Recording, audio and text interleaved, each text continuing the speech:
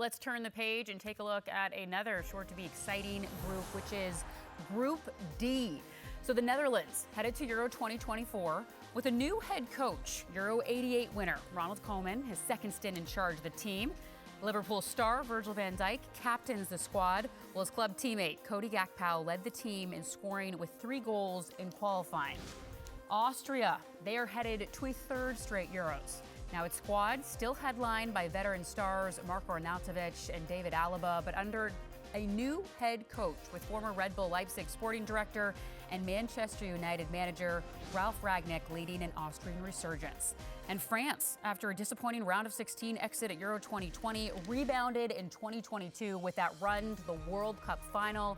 Kylian Mbappe, the Golden Boot winner in Qatar, held goalless at Euro 2020, the only major competition he has failed to score in. Suffice to say, Group D with plenty of intriguing storylines to keep an eye on. Here is the schedule. Gentlemen, another really competitive group. Yeah, very competitive. And, it's hard to talk about when there's 4 teams, but if you look at playoff path A, Wales, Finland, Poland or Estonia, I think Poland might come through that. So you start to think about how Poland play, Jules, this kind of team that they are, men behind the ball, difficult to beat, difficult to break down.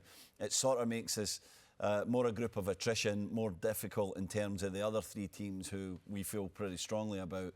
Being able to get through that, to being able to navigate a team like Poland. How will Poland, go into that first game as an example? But France, for me, absolute favourites for sure. And then Mbappe, I know you mentioned Bellingham earlier, but Mbappe for me is the player of the tournament, or the player-elect of the tournament. He's the best player in the world.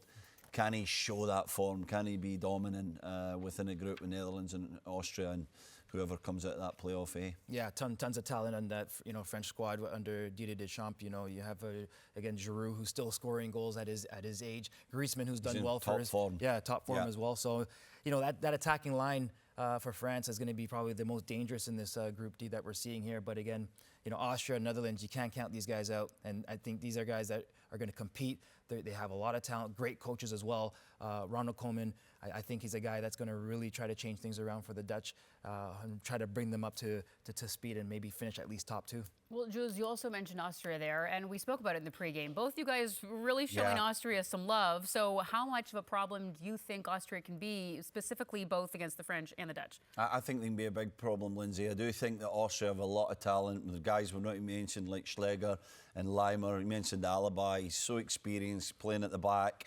They have nice balance through the squad as well. And as Jules mentioned earlier with Ralf Rangnick, they have a manager who had a tough time at Manchester United, but who doesn't have a tough time there these days, is outstanding. He knows exactly what he wants. He knows how to set these guys up. There's a lot of respect for Rangnick in world football.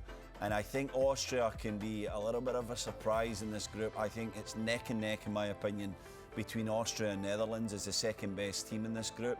And it'll be interesting to see how Austria face these games, what kind of attitude they have, Jules, in terms of the tactics. Are they going to be bold? Are they going to go for it? Are they going to try and be exciting, or are they going to try and be pragmatic and be difficult to beat and try and get to the knockouts that way? Yeah, and the one thing about Ralf Rangnick, if his style of football, he's all about that gegenpress, that counter press. The moment you lose the ball in that final third, it's the reaction, and that's what Austria have done so well, and that's why they've had so much success. But one thing I've noticed about these groups that have to wait around for March for that playoff round is the fact that these coaches have to do the extra homework and do their research on those extra teams until they find out who's going to make that final stage. So Stevie, yourself, being a coach and analyzing all these teams, it's a lot of work for any staff to manage. And the teams that have the fixed groups like Group B and Group A, they already know who they're up against, so that's always a big challenge. And I think it changes the dynamic of the group a great deal, depending on what team is going to get through the playoffs. So it's definitely more difficult for the sides that are waiting on that team for another few months to really prepare and try to come up with a game plan and understanding and how they're going to, go into these games and prepare their nation for these games. Absolutely. A lot of question marks answered with that draw, but not everything. There's still a few things up in the air.